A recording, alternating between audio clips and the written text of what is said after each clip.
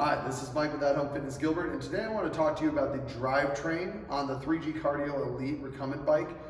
It's kind of unique because this is one of the only bikes that we actually have this nice little curvature on the crank arms, which makes it so our heels don't clip.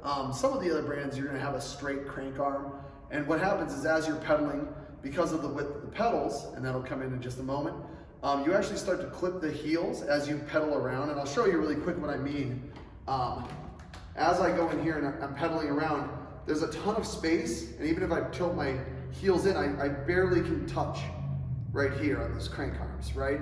So when I'm pedaling, I get a lot smoother feel. I don't have that, and there's a few things that make that important.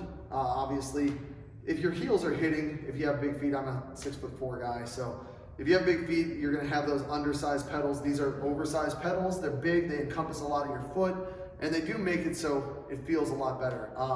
With that said, the drivetrain on this is actually below your seat. So what you have is a V-belt drive that goes back, and because they don't have to accommodate the drivetrain here in the front, it makes it so they can make the Q factor, or the space between the pedals, much narrower. So that is gonna feel a little bit better on your knees, especially if you're a shorter person. I'm pretty tall, so I can be on most bikes and not have an issue. But when people are like under 5'10", they start to feel like, man, that bike pedal's like way too wide. And you start feeling like it's an unnatural way of pedaling.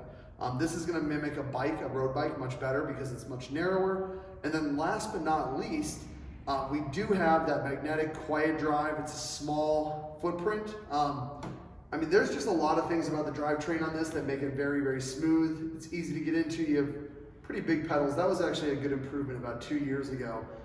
These guys went and they got an oversized pedal, made a huge difference, but it's smooth. The Q factor is very narrow.